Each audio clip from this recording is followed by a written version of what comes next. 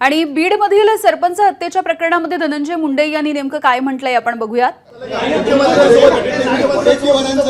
वडेट्टीवारांचं वादग्रस्त वक्तव्य आहे की छोट्या आकाला कुठेतरी एन्काउंटर केला जाऊ शकतो मोठ्या आकाला वाचवण्यासाठी, त्यामुळे छोट्या आकाला वाचवण्याची गरज आहे असं ते बोलतात। नाही, तसे माननीय विजय वडेट्टीवार बोलायला हुशार आहेत, पण अशा पद्धतीचं छोटा आका आणि मोठा आका हे पहिल्यांदाच तुमची सर्वांची भाषा मी आज ऐकतोय का कुणाचा एन्काउंटर आणि कुणाचा काय, हे अशा गोष्टी नाही आहेत। एक तर पोलीस प्रशासन CID हे अतिशय व्यवस्थितपणानं तपास करते आहे। आमच्या दृष्टीनं दिवंगत संतोष देशमुखची जी हत्या झालेली आहे आणि ज्यांनी हत्या केलेली आहे त्यांना फास्ट ट्रॅक कोर्टामध्ये नेऊन फासावर चढवणं हा सगळ्यात पहिला उद्देश आमचा या प्रकरणामध्ये आहे। त्यामुळे कुणी काय बोलावं आणि कुणाचा काय होणार आणि काय नाही याला काही अर्थ नाही। मुळात एक मुळामध्ये या प्रकरणात या ठिकाणी फास्ट ट्रॅकमध्ये गेलं पाहिजे ही मागणी मी पहिल्यांदा केली आणि ही नागपूरच्या अधिवेशनात केली।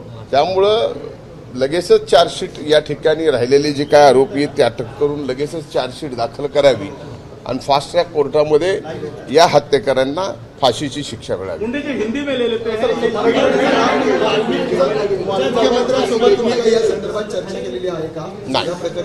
नाही, तुमच्याकडे व्यक्तिगत वाल्मिक कराड आणि तुमचे जवळचे संबंध आहेत, जर तुम्ही मंत्री म्हणून राहिला तर या तपासावरती दबाव येऊ शकतो असं विरोधकांचं म्हणणं आहे, त्यामुळे तुम्हाला मंत्रिमंडळातून बाहेर काढा अशी त्यांची मागणी आहे। या मागणीकडे कसं पाहता? एक लक्षात घ्या, म्हणूनच हा तपास CID कडे दिलेला आहे। हा तपास न्यायालयीन पण होणार आहे, त्यामुळं त्या तपासाशी कुठल्याही प्रकारचा प्रभाव मी मंत्री म्हणून राहून होऊच शकत नाही। म्हणूनच या ठिकाणी CID, SIT आणि न्यायालयीन ह्या तिन्ही प्रकारच्या चौकशा या ठिकाणी चालू आहेत। पालकमंत्री करू नये म्हणून या सगळ्या गोष्टी घडत आहेत का? एक लक्षात घ्या, याच्यात का घडतं हे आम्हाला कळण्यापेक्षा माध्यमांना जास्त अगोदर कळतं। आता या बाबतीमध्ये का घडावं, या बाबतीत मीच पालकमंत्री, मीच मंत्री, मीच का नसावं, हे जे विरोध करणारे लोक आहेत आपण त्यांना प्रश्न विचारले तर अधिक सर्वपक्षीय आमदार एकवटतात, त्याचं नेमकं मुख्य कारण काय? एक लक्षात घ्या की सर्वपक्षीय आमदारांनी एकवटावं, या हे एकवटणं एका निर्गुण हत्येच्या बाबतीमध्ये झालेलं आहे। त्यामुळे ते काही चुकीचं झालं असं मला म्हणता येत नाही, कारण ती घटना अतिशय दुर्दैवी आहे आणि त्या घटनेमध्ये जे कोण दोषी असतील त्यांना फाशी व्हावी हीच भूमिका तिथं सर्वांची। नाही, आता मला कोण म्हणलं माहीत नाही, पण बिन खात्याचं मंत्री कसं ठेवता येतं शासनाने त्यांच्याकडनं पूर्णपणानं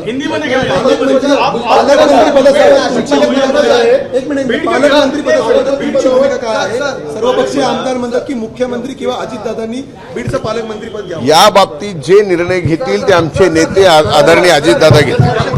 तर बीडच्या प्रकरणावरती धनंजय मुंडे यांनी माध्यमांच्या समोर ही प्रतिक्रिया दिलेली आहे। बीडमधील मसाजोगचे सरपंच संतोष देशमुख यांच्या हत्येच्या प्रकरणामध्ये जे कोणी आरोपी दोषी असतील त्या सगळ्यांना फाशीची शिक्षा मिळावी अशी मागणी सुद्धा धनंजय मुंडे यांनी केलेली आहे। हे प्रकरण फास्ट ट्रॅक कोर्टामध्ये न्यावं ही मागणी मी आधीच केलेली असल्याचं सुद्धा धनंजय मुंडे आदरणीय अजितदादा साहब ने आदरणीय पवार साहब की उनके जन्मदिन मुलाकात। तर बीडच्या पालकमंत्री पदाच्या संदर्भातला निर्णय आमचे नेते आणि अजित पवार हे मिळून घेतील असं त्यांनी म्हटलेलं आहे। ABP माझा, उघडा डोळे बघा नीट।